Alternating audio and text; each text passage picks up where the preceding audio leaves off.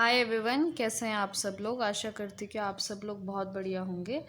Last time हमने exercise 2.3 solve करी थी। ओके, तो हम इस चैप्टर को आज समाप्त करने वाले हैं, जो एनसीईआरटी का जितना भी पोर्शन था वो वाला। तो आज के वीडियो में हम सॉल्व करने वाले हैं miscellaneous exercise on chapter two यानी कि आपका रिलेशन एंड फंक्शन। तो आप इस चैप्टर में ये समझ चुके हैं कि रिलेशन क्या होता है, फंक्शन क्या होता है, फंक्शन के अलग अलग एग्जाम्पल्स भी हमने देखेंगे। ठीक है, तो चलिए सॉल्व करेंगे आज के इस वीडियो में मिसलेनियस एक्सरसाइज। तो चलिए पहला क्वेश्चन क्या है, let's see. The relation f is defined by f of x is equal to x square when x is greater than equal to 0 and less than और इक्वल टू 3। इसको जो है मैं नंबर लाइन पे explain करती हूँ। आपका यहाँ पे कहाँ पे ब्रेक हो रहा है ये चीज़ बहुत इंपॉर्टेंट है। यहाँ से ये 0 है, ये 3 है और ये 10 है। तो ये बोल रहा है कि 0 से लेकर 3 पर ये जो आपका रिलेशन है वो किस तरह से डिफाइन किया गया है, बाय एक्स स्क्वायर। ओके, तो यहाँ पे ये एक्स स्क्वायर है, रिलेशन का है, इन्होंने फंक्शन नहीं कहा है। फिर उसके बाद इसी 3 से 10 तक, फिर यहाँ से लेकर यहाँ तक जो है इन्होंने इसको एक्सप्लेन किया है, इसका रिलेशन बनाया इन्होंने 3x। हमें ये बताना है कि क्या ये जो रिलेशन इन्होंने f ऑफ x इस तरह से डिफाइन किया गया है, क्या ये फंक्शन है, ये सवाल है। ठीक है, अब आपको पता है कि ये एक्स स्क्वायर क्या है, एक पॉलिनोमियल है, 3x भी क्या है, एक पॉलिनोमियल हो, और हर पॉलिनोमियल एक फंक्शन होता है। ठीक, लेकिन सवाल कहाँ पे उठता है, सवाल उठता है आपके जहाँ पे ये ब्रेक होता है। ओके, जहाँ पे ब्रेक होता है वहाँ पे क्वेश्चन होता है कि अच्छा क्या क्योंकि यहाँ पे ब्रेक हुआ है, यहाँ पे जो है फंक्शन रिलेशन जो है एक्स स्क्वायर से जो है 3x में कन्वर्ट हुआ है। ठीक, यहाँ पे भी इक्वल है और यहाँ पे भी इक्वल है, तो हमें यहाँ पे चेक करना पड़ेगा ये क्या 3 पर इसकी इमेजेस क्या आ रही हैं। ओके, ये बहुत इंपॉर्टेंट बात है। और ये हमें चेक क्यों करना है, क्योंकि हमें ये चेक करना होता है फंक्शन के लिए कि क्या सभी इमेजेस यूनिक हैं कि नहीं है, इस 0 से लेकर 10 के बीच में यूनिक इमेज है कि नहीं है। अब 0 से लेकर 3 में तो होंगे, 3 से लेकर 10 में तो होंगे, लेकिन इस 3 पर सवाल जो है क्वेश्चन उठता है। So we will check at x is equal to 3। ठीक है, तो जब आपका x जो है वो ग्रेटर देन इक्वल टू 0 और लेस देन और इक्वल टू 3 है, तो आपका फंक्शन क्या है, f ऑफ x है आपका एक्स स्क्वायर। ठीक है, तो at x is equal to 3 f of 3 कितना हो जाएगा, ये हो जाएगा आपका 3 का स्क्वायर यानी कि 9। ठीक है, वहीं पर इक्वल टू के लिए दूसरा भी रिलेशन इन्होंने डिफाइन किया है कि when x is greater than और इक्वल टू 3, यहाँ पे भी 3 है, और लेस देन और इक्वल टू 10, तो यहाँ पे आपका f of x is equal to कितना है, 3x है। तो मुझे f ऑफ 3 निकालेंगे तो कितना आ जाएगा, 3 इंटू 3 यानी कि 9 आ जाएगा। चलिए, ये बहुत अच्छी बात हुई कि f of 3 has, you can say f of 3 is unique, और you can say that 3 has unique image. और हमें सिर्फ 3 पर ही डाउट था, बाकी जगह तो ये यूनिक ही रहेगा। 0 से लेकर 3 के बीच में और 3 से लेकर 10 के बीच में यूनिक इमेजेस रहेंगे। बस डाउट किस पे था, 3 पर था, क्योंकि 3 पे जो है इक्वल टू यहाँ पे भी आ रहा था, इक्वल टू यहाँ पे भी आ रहा था। Okay, so you can say that कि हम ओवरऑल ये कह सकते हैं कि देयरफॉर इन, या फिर ये कह सकते हैं कि for x greater than equal to 0 और कहाँ तक, ये पूरे 10 तक, इन दोनों के बीच में the images of f of x are unique. ठीक है, and therefore f is a function. ठीक है, चाहे तो आप ये भी कह सकते हो, क्योंकि 0 से लेकर 3 के बीच में है ना, 0 से लेकर 3 के बीच में ये क्या है, एक्स स्क्वायर एक पॉलिनोमियल है, और हमें पता है कि पॉलिनोमियल क्या होता है, एक फंक्शन होता है। और 3 से लेकर 10 के बीच में ये x है, ये भी आपका क्या है, सॉरी इट्स 3x, ये भी क्या है आपका पॉलिनोमियल। ओके। और ये दोनों चीज़ें क्या होती हैं, दिस बोथ आर फंक्शन, ठीक। और हमने 3 पे भी चेक कर दिया कि हाँ 3 पे भी जो है यूनिक इमेज आ रहा है, इसलिए ये फंक्शन हो जाएगा आपका। फिर है relation g is defined by g of x कितना है, एक्स स्क्वायर फॉर 0 से लेकर 2। यहाँ पे भी इक्वल टू और यहाँ पे भी इक्वल टू 2 है, ठीक है। अब देखो ये है आपका 0, ये आपका 10 तक जा रहा है, बीच में मान लीजिए यहाँ पे 2 है, ठीक। अब 0 से लेकर 2 तक ये कितना है, एक्स स्क्वायर है, और 2 से लेकर 10 तक ये कितना है, 3x है, ठीक है। सेम है, लेकिन इस बार ब्रेक कहाँ पे हुआ है, ब्रेक हुआ है 2 पर ब्रेक हुआ है, ठीक है। तो आपको पता है कि एक्स स्क्वायर भी एक पॉलिनोमियल है, सेम यही चीज़ 3x भी पॉलिनोमियल है, लेकिन डाउट कहाँ पर आएगा, क्योंकि यहाँ पर डाउट आएगा जहाँ पे ब्रेक हुआ है आपका interval. Okay, so let check at x is equal to 2। तो x इज इक्वल टू 2 के लिए व्हेन यू कैन से कि x is greater than equal to 0 less than equal to 2, f of x कितना बोला है इन्होंने, x square बोला है, तो देयरफॉर एफ ऑफ 2 कितना हो जाएगा, 2 का स्क्वायर हो जाएगा, यानी कि 4 हो जाएगा, ठीक है। वहीं पर जब आपका x is greater than equal to 2 और लेस देन इक्वल टू 10 है, तो उसके लिए आपका एफ ऑफ एक्स कितना है, 3x है। तो यहाँ से एफ ऑफ 2 कितना आ जाएगा, 3 इंटू 2 यानी कि 6 आ जाएगा। अब यहाँ पे दिक्कत होगी कि एफ ऑफ 2 यानी कि 2 की इमेज कितनी आ रही है, एक बार 4 आ रही है, और 2 की इमेज एक बार कितनी आ रही है, 6 आ रही है, ठीक। सो 2 has 2 different images, 2 different images. Okay, यहाँ पे जी है, ठीक है, मुझे यहाँ पे जी लिखना चाहिए था। So this is not f, this is actually g. Okay, replace it by g, ये जी है, this is g, this is g, g. Okay, so 2 had different images, ऐसे लिखते हैं, अंडर रिलेशन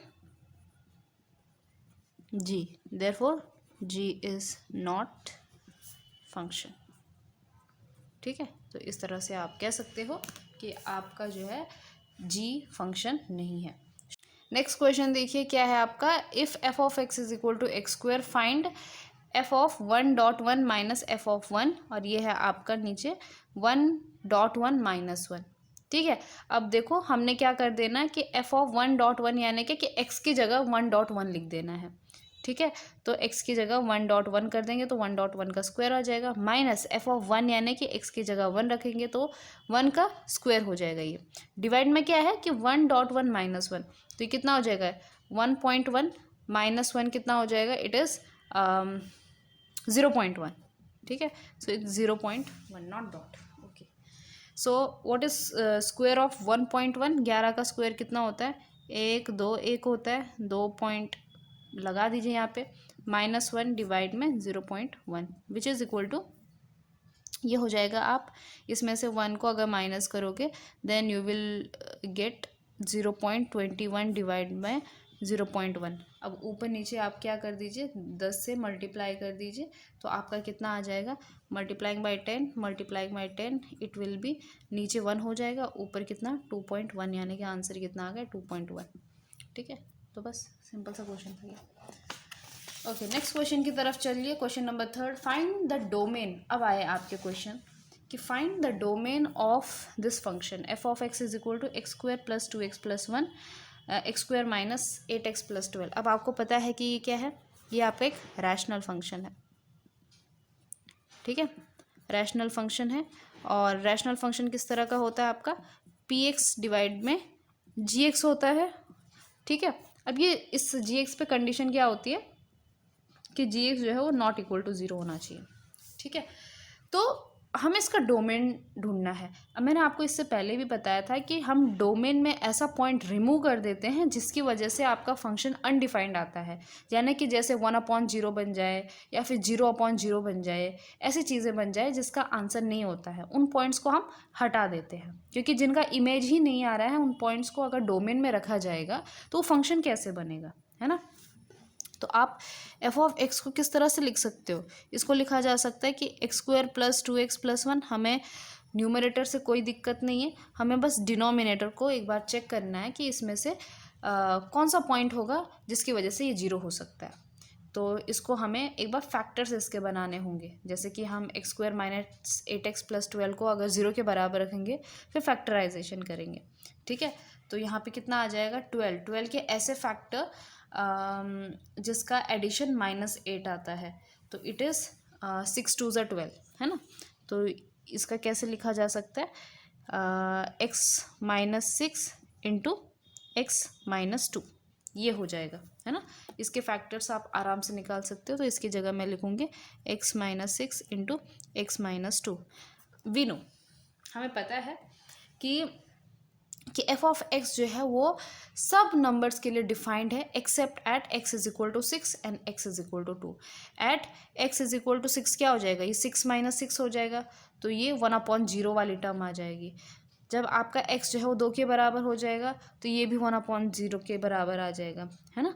तो हम ये कह सकते हैं कि F of x is defined for all. अब मैं आपको फॉर ऑल के लिए एक नया सिंबल बताऊंगी, जैसे उल्टा ए होता ना वैसा, लेकिन ये जो डंडी है आपने पूरी बाहर तक खींचनी है, ठीक है।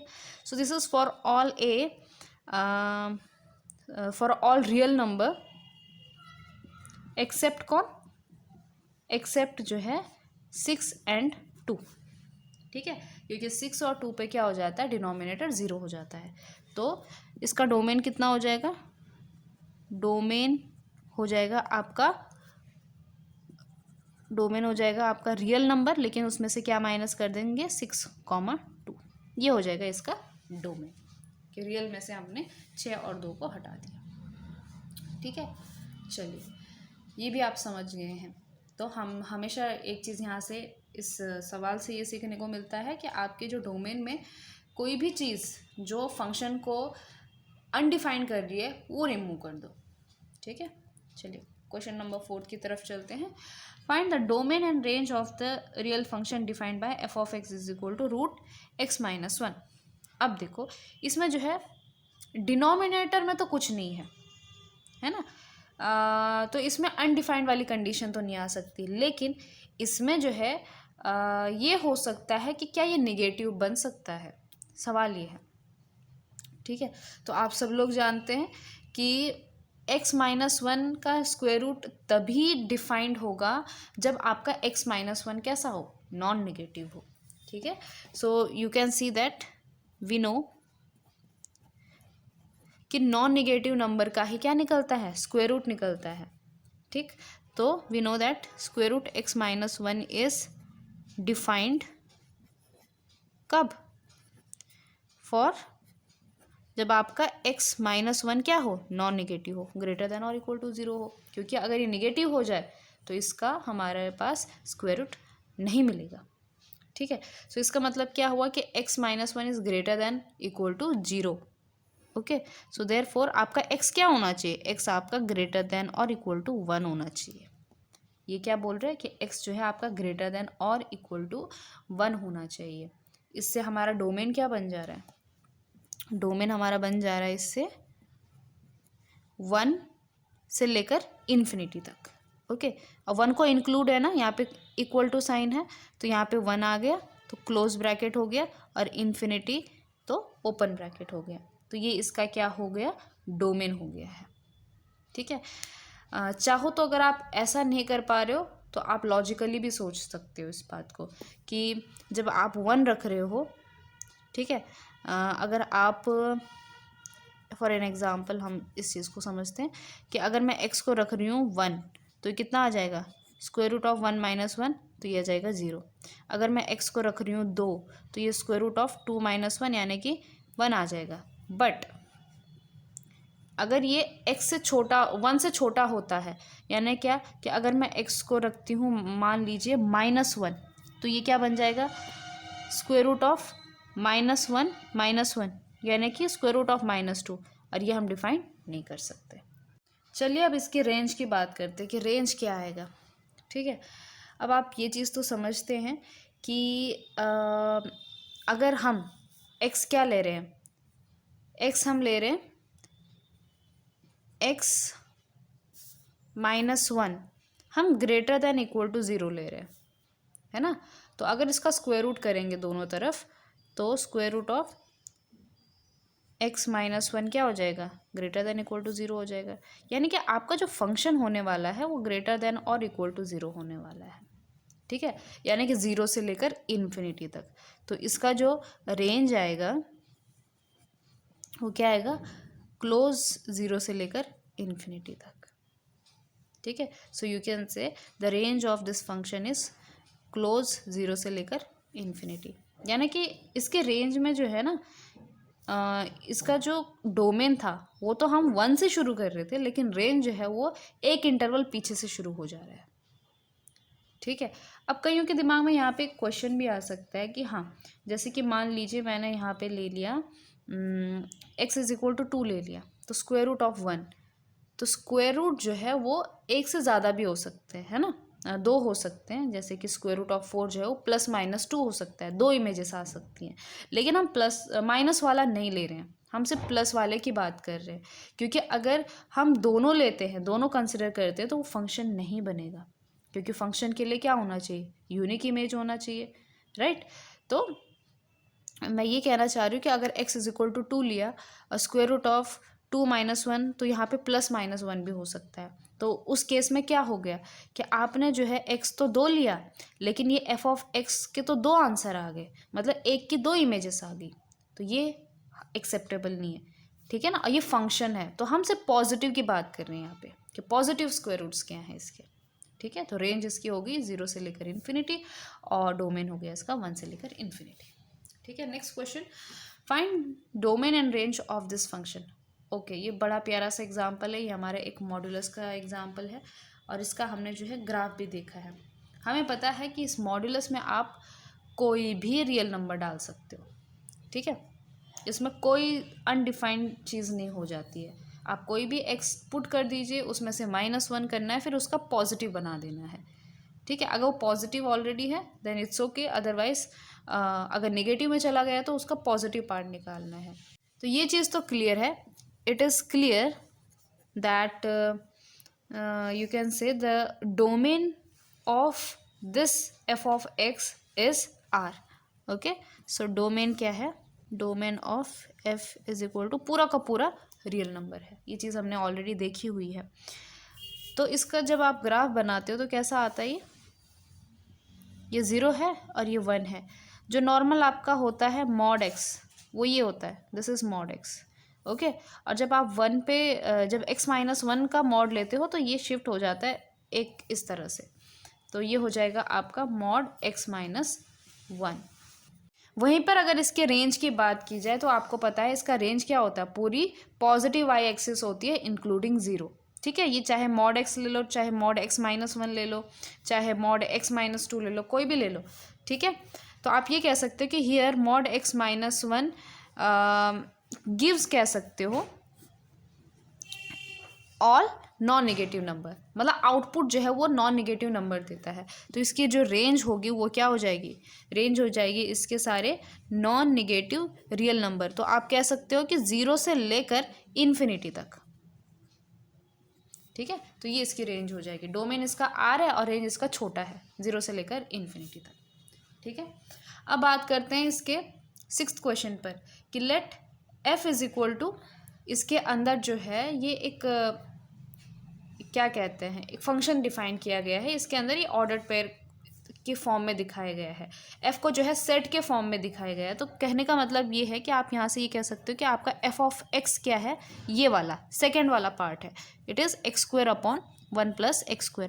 आपको ये तो मालूम है कि f जो फंक्शन होता है वो एक तरह का रिलेशन होता है, ठीक है, जो कि ऑर्डर पेयर में लिखा जाता है। तो ये आपका इनपुट होता है x और दूसरा आपका आउटपुट होता है। इसी चीज़ को जो है हम इस तरह से, जो यहाँ पे सब जगह लिखा जा रहा है कि f of x is equal to this, f of x is equal to mod x -1, ये चीज़ है।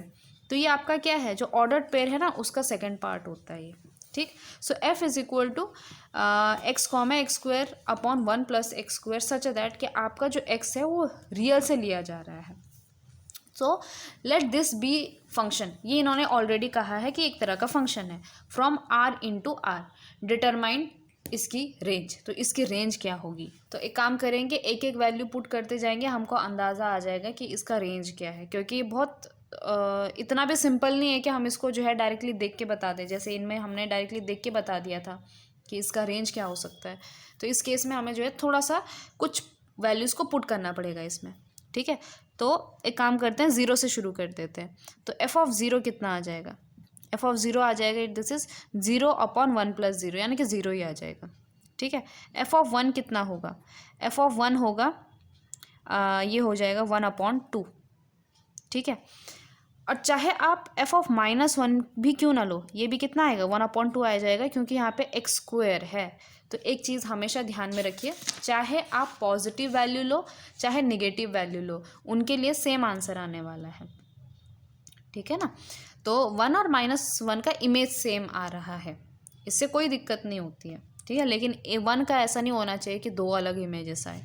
ठीक है, फिर आप अगर एफ ऑफ +-2 ले ले हो तो ये कितना हो जाएगा, 2 का स्क्वायर यानी कि 4 और 1 अपॉन 1 + 4 यानी कि 5। ठीक है, तो अगर मैं इसका थोड़ा सा टेबल बनाऊँ तो कैसे मुझे दिखाई देगा, ये यहाँ मैं x लेती हूँ और यहाँ पे मुझे f ऑफ x मिलता है। ठीक है, तो मैंने इसमें डाला जैसे 0, तो 0 पर 0 आया, उसके बाद 1 पे जो है 1 अपॉन 2 आया, फिर 2 पर या फिर +-1 पर 1 अपॉन 2 आया, +-2 पर 4 अपॉन 5 आया, फिर उसके बाद आपका जो है +-3 लेती हूँ तो 9 स्क्वायर 3 का स्क्वायर यानी कि 9 डिवाइड बाय 1 + 9 यानी कि 9 अपॉन 10 आया, इस तरह से। ठीक है, मैं निगेटिव में भी चल रही हूँ, पॉजिटिव में चल रही हूँ, और 1 और 2 के बीच के जो वैल्यूज़ हैं उनके लिए भी कुछ ऐसे ही आएंगे। ठीक है, तो एक चीज़ आप यहाँ पे ऑब्जर्व कर रहे होगे कि ये 0 है और ये वाला जो पोर्शन है ये 1 से छोटा है। ओके, ये कैसे हैं, लेस देन 1 है। ठीक है, क्या कभी ये 1 हो सकता है, सवाल है कि क्या ये कभी 1 हो सकता है, तो ये कभी 1 नहीं होगा। ओके, ट्राई करके देख लो कि मुझे जो है x square upon 1 + x square जो है ये 1 चाहिए, तो मुझे उसके लिए x ढूंढना है। तो मैं क्या करूँगी, इसको यहाँ मल्टीप्लाई कर देते हैं। सो दिस इम्प्लाइज कि x square is equal to 1 + x square. अब एक्स स्क्वायर कैंसिल हो गया, 1 किसके बराबर आ गया, 0 के बराबर आ गया। तो ये क्या है, दिस इज ये ऐसा पॉसिबल नहीं है, कहने का मतलब ये है क्योंकि यहाँ पे कॉन्ट्राडिक्शन आ रही है, दिस इज कॉन्ट्राडिक्शन। ठीक है, इसका मतलब ये है कि 1 को तो कभी नहीं पहुँचेगा ये।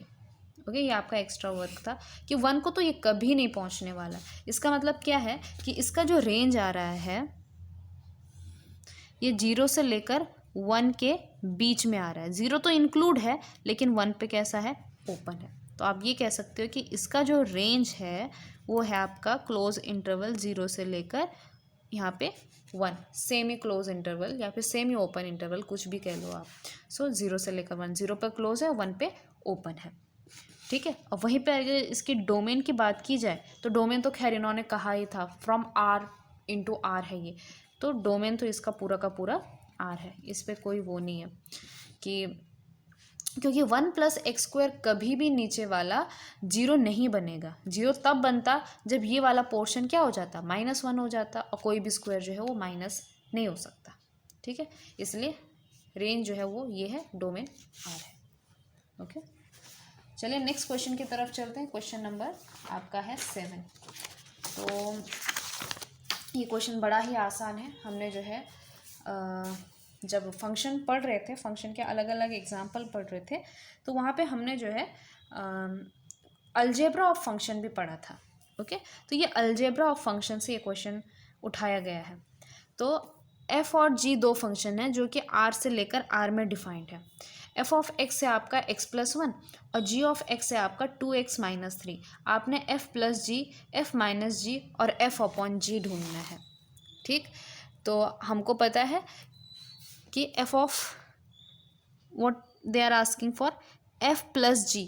ओके, सो वी नो कि f + g ऑफ x किसके बराबर होता है? एडिशन ऑफ दो फंक्शन किसके बराबर होता है? दिस इज कि आप सेपरेटली मतलब ऐड कर लो। वैसे ये सेपरेटली इसका मतलब नहीं होता, इसका मतलब होता है कि आप x का इमेज देखो अंडर फंक्शन f और g का इमेज देखो अंडर x का इमेज देखो अंडर g और फिर दोनों को ऐड कर दो, ठीक है ना। तो f plus g of x is equal to f of x plus g of x, ठीक है। तो विच इज़ इक्वल टू, अब आप एफ ऑफ एक्स का वैल्यू रखें। इन्होंने किसी एक पॉइंट के लिए नहीं बोला, इन्होंने इन जनरल बोला है कि इन जनरल फंक्शन निकालो। तो एफ ऑफ एक्स कितना हो गया, इसकी जगह मैं लिख सकती हूँ एक्स प्लस वन, ठीक है। और जी ऑफ एक्स कितना हो गया, 2x माइनस 3 हो गया। तो ये कितना आ गया, 2x plus x is 3x और 3 में से 1 गया तो 2, तो -2। तो ये क्या हो गया आपका f plus g of x हो गया। तो ये आपका एक नया फंक्शन बन गया है।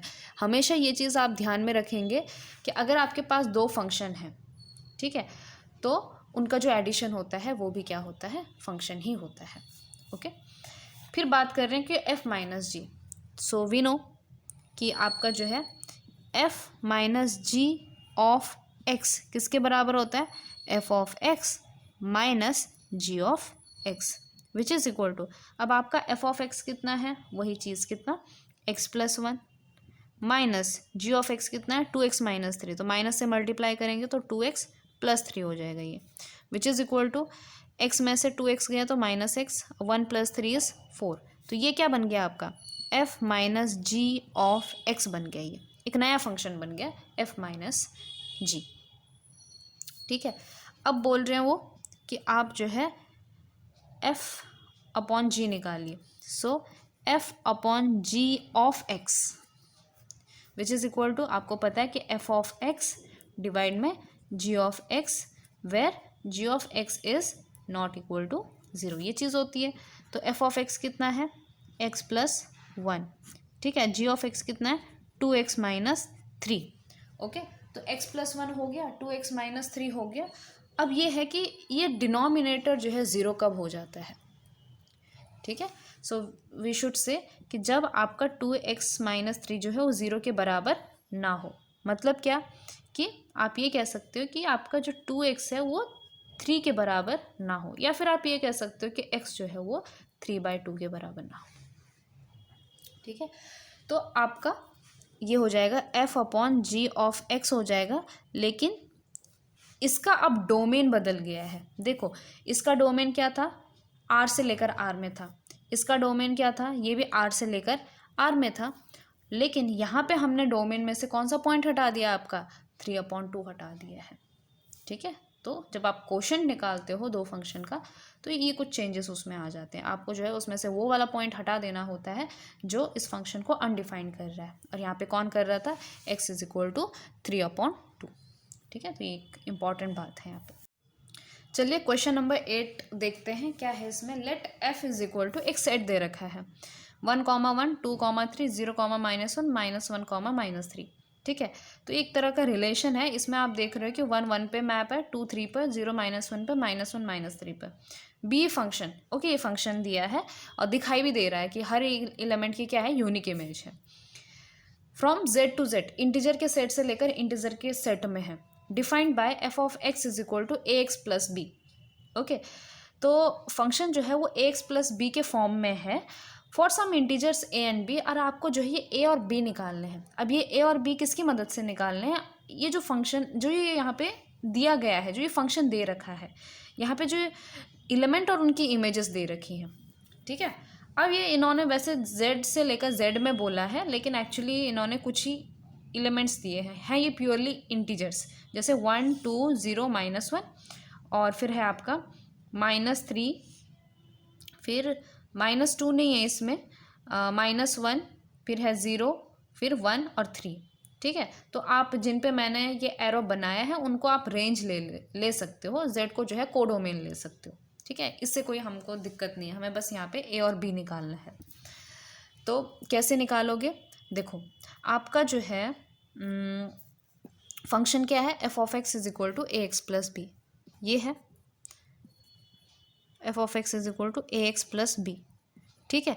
अब हमारे पास एलिमेंट और उनकी इमेजेस हैं, यानी कि x है और f ऑफ x है, ओके, तो अगर x इज इक्वल टू 1 है, ठीक, तो f ऑफ 1 कितना आ जा रहा है, यहाँ से देखो f ऑफ 1 आ रहा है 1, 1 किस पे मैप है, 1 पे मैप है, ठीक है। तो हम क्या करेंगे, x की जगह 1 रख देंगे, तो ये कितना हो जाएगा, ये हो जाएगा, इसकी जगह आप रखें a इंटू 1 प्लस बी, ये किसके बराबर आ रहा है, 1 के बराबर आ रहा है, तो a प्लस बी कितना आ गया, a प्लस बी आ गया 1। अब ऐसे इक्वेशंस आएंगे, इनको हमने बस सॉल्व करना है। फिर उसके बाद x इज इक्वल टू 2 रखोगे तो f ऑफ 2 कितना आ जा रहा है, f ऑफ 2 आ जा रहा है 3, 2 का इमेज कितना है 3 है, तो f of 2 is equal to 3। अब f ऑफ 2 क्या हो जाएगा, x की जगह 2 रख दो, यानी कि 2a plus b is equal to 3, ठीक है। और क्या हम इन दो इक्वेशन से सॉल्व कर पाते हैं, देखो हमारे पास दो इक्वेशन है, दो वेरिएबल है, सॉल्व कर लेंगे। तो आप जो है इसको इक्वेशन नंबर 1 मानो, इसको नंबर 2 मान लीजिए, ठीक, और इक्वेशन नंबर 1 को 2 से मल्टीप्लाई कीजिए, तो क्या बन जाएगा ये 2 इंटू इक्वेशन नंबर 1, तो क्या बनेगा ये 2a plus 2b is equal to 2, ठीक। और इसमें से आप जो है इक्वेशन नंबर 2 माइनस कर दीजिए, तो 2a plus b is equal to 3, इसको माइनस करेंगे तो साइन क्या हो जाएंगी, चेंज हो जाएंगी आपके साइन, है ना। तो क्या क्या बनेगा, ये हो जाएगा माइनस माइनस माइनस, तो ये हो जाएगा कैंसिल, 2b में से एक b गया तो b बचा, और 2 में से 3 गए तो -1 बचा, b आ गया आपका -1, ठीक है। और b -1 है तो a -1 इज इक्वल टू 1, तो a कितना आ गया 2 आ गया, ठीक है ना। इसका मतलब क्या है कि आपका जो फंक्शन बना वो क्या बना, f of x is equal to a कितना आया 2, तो 2x, और b कितना आया -1, ये आपका फंक्शन बना, ये था आपका फंक्शन 2x -1।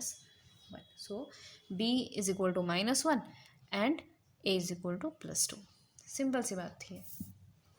नेक्स्ट है, देखो बाकी इन इमेजेस का हमें जो है कोई वो नहीं हुआ, क्या कहते हैं, इनका कोई यूज़ में नहीं आया, क्योंकि दो इक्वेशन दो वेरिएबल इनफ थे सॉल्व करने को। नेक्स्ट है आपका कि 9th question, let R be a relation from n to n यानी कि नेचुरल नंबर के सेट से लेकर नेचुरल नंबर के सेट में एक रिलेशन बनाया गया है, ठीक है।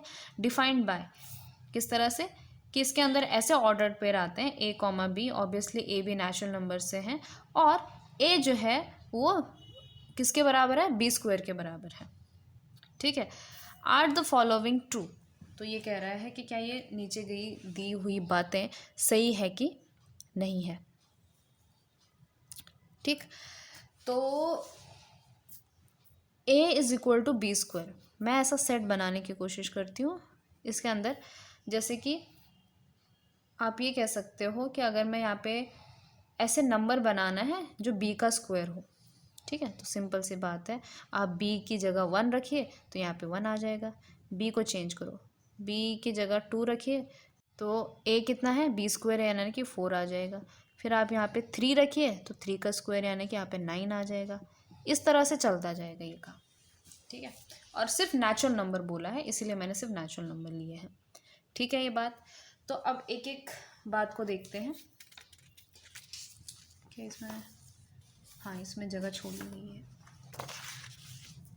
तो पहली बात बोल रहा है कि क्या a कॉमा a इसमें बिलोंग करता है, किसमें, आपके रिलेशन R में, फॉर ऑल आप समझते हैं, this is for all a belongings to natural number, क्या सारे नेचुरल नंबर के लिए a कॉमा a बिलोंग करता है। देखो यहाँ पे 1 कॉमा 1 तो R में बिलोंग करता है, लेकिन क्या 2 कॉमा 2 इसमें बिलोंग करता है, R में नहीं करता है ना, क्योंकि 2 जो है वो 2 के स्क्वायर के बराबर नहीं है। इसके अंदर कैसे एलिमेंट जा रहे हैं, a is equal to b square, जहाँ पे a जो है वो b स्क्वायर के बराबर है, ठीक है। अगर b 2 है तो a जो है क्या हो जाएगा, 4 हो जाएगा, ये 2 और 2 इस R में नहीं जाते हैं, तो पहला जो इन्होंने कहा है स्टेटमेंट, ये कैसा है, फॉल्स है, ठीक है। So this is false. बात समझ में आ गई आपको कि इसके अंदर 1 1 तो जा रहा है, क्योंकि 1 जो है वो 1 का ही स्क्वायर है, ठीक है। लेकिन 2 2 3 3 4 4 इसके आगे ये चीज़ नहीं होगी। यहाँ पे a कॉमा ए बोला है, मतलब क्या कि दोनों नंबर सेम है, दोनों नेचुरल नंबर सेम है। फॉर ऑल बोला, क्या ये हर नेचुरल नंबर के लिए ट्रू है? नहीं, सिर्फ किसके लिए ट्रू है? 1 कॉमा 1 के लिए ट्रू है, ठीक है। दूसरी बात ये बोल रहे कि अगर a कॉमा बी जो है वो R में बिलोंग कर रहा है, तो ये कहता है कि b कॉमा ए भी जो है वो R में बिलोंग करेगा। क्या ये पॉसिबल है? लेके देखते हैं। अगर हमको गलत दिखाना है ना, तो बस एक एग्जाम्पल ही काफ़ी है, ठीक है। तो मान लीजिए मैंने इसमें से ये ले लिया, ठीक है, 9,3 ये मैंने किस में से ले लिया? आपके R में से ले लिया, इस रिलेशन में से ले लिया, ओके।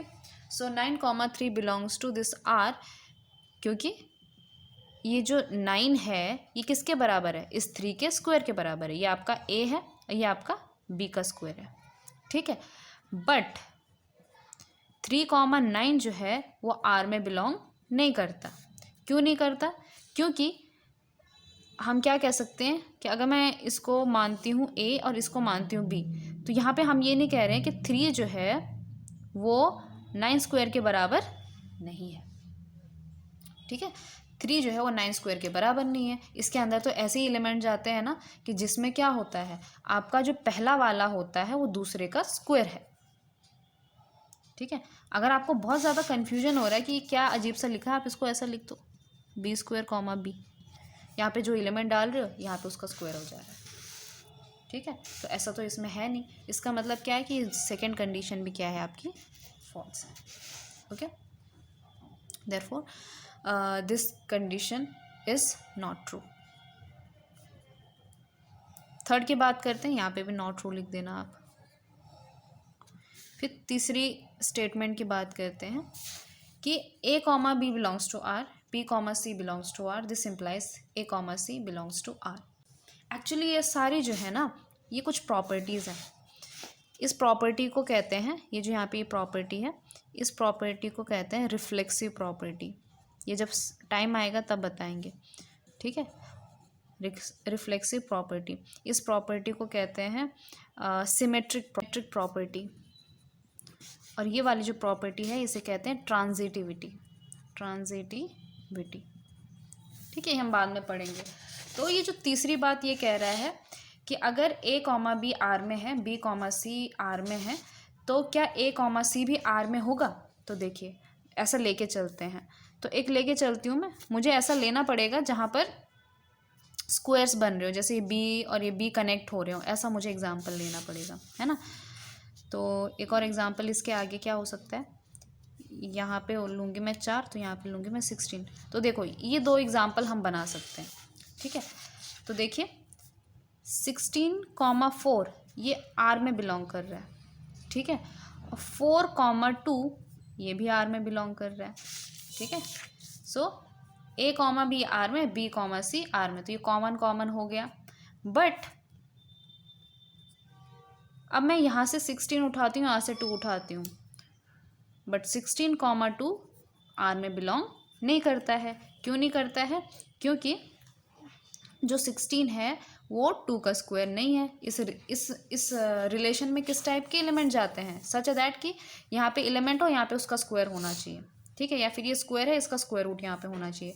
तो यहाँ पे जो है, जो ये 16 का जो स्क्वायर है, 16 का जो स्क्वायर रूट है 4, वो उसके सामने नहीं है, ठीक है ना। तो यहाँ पे स्क्वायर है, यहाँ पे उसका स्क्वायर रूट है, तो यहाँ पे 16 होगा तो यहाँ पे 4 होना चाहिए, तो 2 तो कभी नहीं होगा, ठीक है।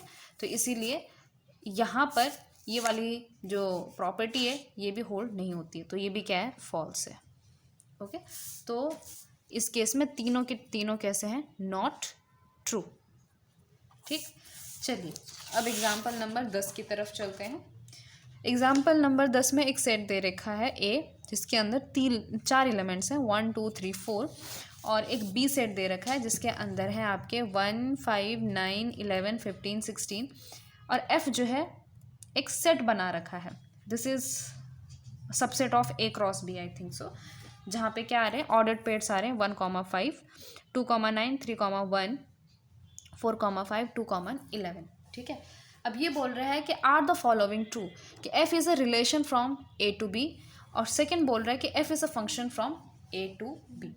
ठीक, अब देखिए इसके लिए आपको जो है ए क्रॉस बी बनाना पड़ेगा। ठीक है, तो ए क्रॉस बी आएगा आपका, क्या क्या आएंगे इसके अंदर, तो ये आपका क्या है, A cross B Cartesian product है, इसको आप एक बार ध्यान से देख लीजिएगा। तो ए क्रॉस बी किस तरह से निकालते हैं हमें मालूम है। तो पहला सवाल ये पूछ रहा है कि क्या एफ जो है रिलेशन है फ्रॉम ए टू बी।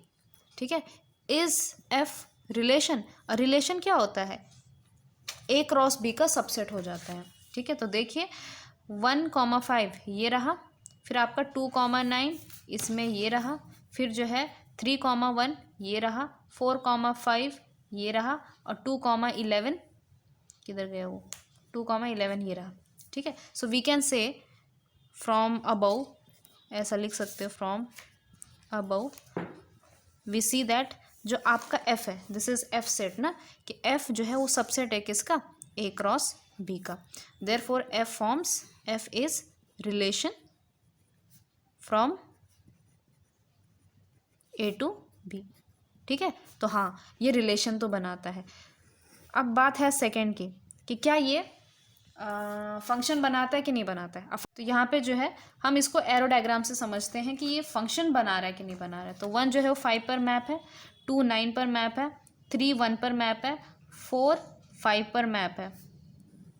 ठीक है, और 2 11 पर मैप है। तो एक चीज़ आपको दिख रहा है कि यहाँ से जो है 2 एरो निकल रहे हैं। ठीक, सो 2 हैज़ 2 डिफरेंट इमेजेस, है ना। और फंक्शन बनाने के लिए क्या होनी चाहिए, यूनिक इमेज होनी चाहिए, इसीलिए F is not function from A to B.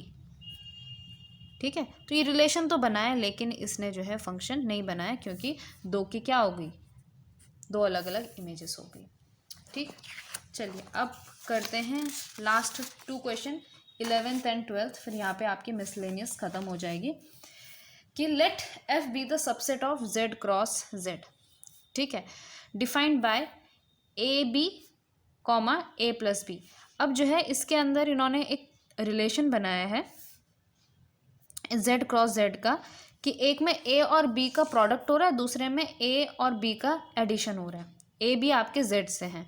तो ये बोल रहा है कि क्या ये फंक्शन बना रहा है कि नहीं बना रहा है। ओके, तो ये थोड़ा सा इंटरेस्टिंग क्वेश्चन है।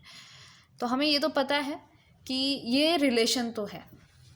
ठीक है, रिलेशन क्यों है, क्योंकि आप जो है अगर ए इंटीजर से ले रहे हो, बी इंटीजर से ले रहे हो, तो ए डॉट बी मल्टीप्लिकेशन भी इंटीजर में जाएगा, और ए प्लस बी ये भी क्या जाएगा, इंटीजर में जाएगा। ठीक है, तो जब आप ए डॉट बी और ए प्लस बी लोगे तो ये जो है इस Cartesian product Z cross Z का मेंबर होने वाला है। तो जो भी इसका अगर हम सेट बनाएंगे एफ, तो एफ तो जो है इसका क्या हो जाएगा, सबसेट हो जाएगा। ठीक है, तो जेड एफ तो है, एफ इज रिलेशन तो है, रिलेशन तो ये है, बस हमें ये देखना है कि क्या ये फंक्शन है कि नहीं है।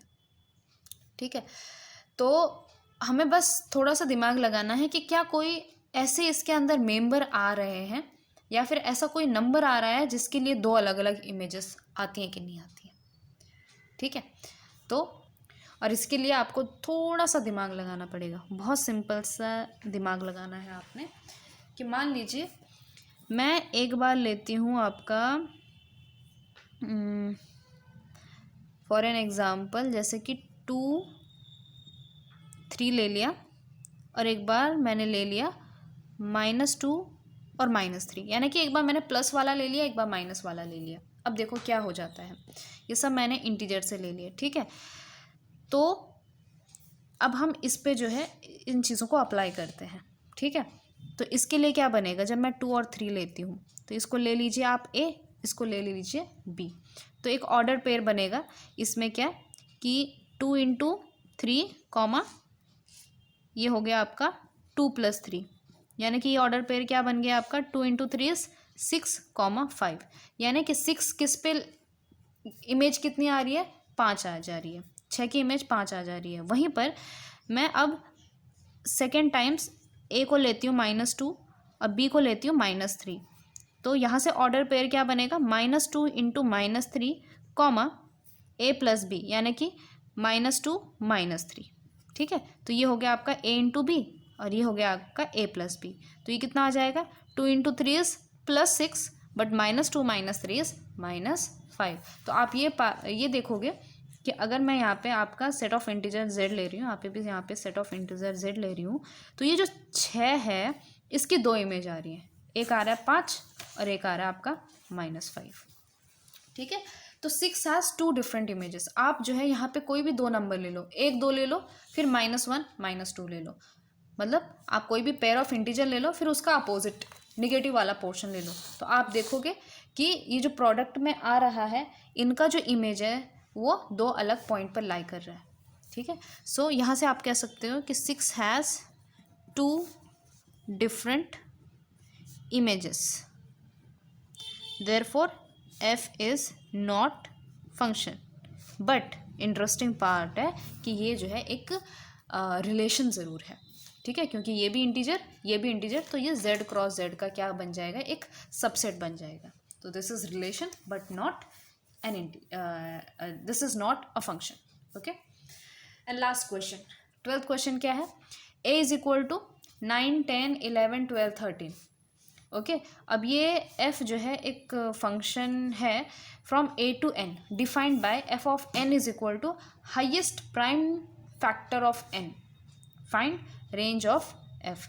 तो हमें क्या करना है, फैक्टराइजेशन निकालना है और हाईएस्ट वाला जो प्राइम नंबर है वो इस फंक्शन के उस फंक्शन पे हमने लगा देना है।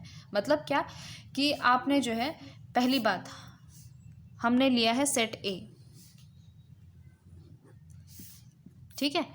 तो इसके अंदर आ गए 9 10 11 12 13, यहाँ पे आपका सेट B। अब सेट B के अंदर क्या है, एक्चुअली ये आपका सेट ऑफ नेचुरल नंबर है, ठीक है। इसके अंदर सारे नंबर्स आते हैं 1 2 3 4 5 6 इस तरह से, ठीक। अब ये बोल रहा है कि आपका जो f ऑफ n है वो किसके बराबर है, highest prime factor of n, highest prime factor of n। कहने का मतलब ये है कि जैसे अगर प्राइम फैक्टराइजेशन निकालूं मैं, प्राइम फैक्टर ऑफ जैसे 9 का निकालते हैं तो ये कितना आ जाएगा, 3 इंटू 3 आ जाएगा, ठीक है। तो इसका 3 इंटू 3 यानी कि प्राइम फैक्टर कितना आ गया, इसका 3 आ गया, दूसरा भी 3 आ गया, ठीक है। फिर उसके बाद सेम अगर मैं 10 की बात करूं तो 10 को कैसे लिख सकते हैं, 2 इंटू 5, तो इसके 2 फैक्टर आ गए प्राइम वाले, 2 और 5। उसी तरह से अगर मैं 11 की बात करूं तो 11 खुद क्या है, एक प्राइम नंबर है, तो 11 ही इसका क्या है, फैक्टर है। वहीं पर अगर मैं 12 की बात करूं तो 12 को किस तरह से लिखा जा सकता है, 12 2 6 ज़ा 12 2 3 ज़ा 6 और 3 1 ज़ा 3, ठीक है। तो इसमें 2 एक प्राइम नंबर है और 3 एक प्राइम नंबर है, इसको रिपीट नहीं लिखना है, सिर्फ प्राइम नंबर प्राइम फैक्टर्स कौन से हैं। तो इसमें हाईएस्ट वाला कौन सा है, 3 है, इसमें कौन सा है, 5 है, इसमें कौन सा है, 11 है और इसमें कौन सा है, 3 है, ठीक है। वहीं पर अगर 13 का निकालें तो ये 13 खुद हो जाएगा। तो 9 वाला किस पे मैप होगा, 3 पर, 10 वाला किस पे होगा, 5 जो हाईएस्ट वाला है, ठीक। तो 9 होगा मैप आपका 3 पर, 10 होगा आपका 5 पर, 11 होगा 11 पर, 12 होगा 3 पर ही और 13 होगा 13 पर, ठीक है। तो ये पूछ रहे हैं कि क्वेश्चन क्या पूछा था इन्होंने कि रेंज बताओ एफ की, तो ऑब्वियसली रेंज क्या है, 3 5 11 13, सिंपल सी बात है, तो इतना कोई खास था नहीं इसमें। तो रेंज ऑफ एफ कितना हो गया, ये है आपका 3 5 11 13, okay. Highest prime factor of n ये था आपका, ठीक है। तो आई थिंक सो 12 क्वेश्चन है इसके अंदर। तो ये थी आपकी मिसलेनियस, ठीक है। हमने जो है चैप्टर 2 भी यहाँ पे कंप्लीट कर दिया है। ऐसा नहीं है कि यहाँ पे चैप्टर 2 कंप्लीट हो गया है तो फिर हम इससे रिलेटेड और क्वेश्चन सॉल्व नहीं करेंगे, बिल्कुल करेंगे। आप प्लीज़ प्लेलिस्ट को चेक करते रहिएगा। ये तो फिलहाल हमने एनसीईआरटी को कवर किया है एक्सरसाइज 2.3 तक और फिर मिसलेनियस, ठीक है। इसके अलावा भी हम और भी क्वेश्चंस सॉल्व करेंगे related to relation and function, जो आपके 11th क्लास के लेवल का होगा, ठीक है। तो चलिए मिलते हैं in the next video with new chapter.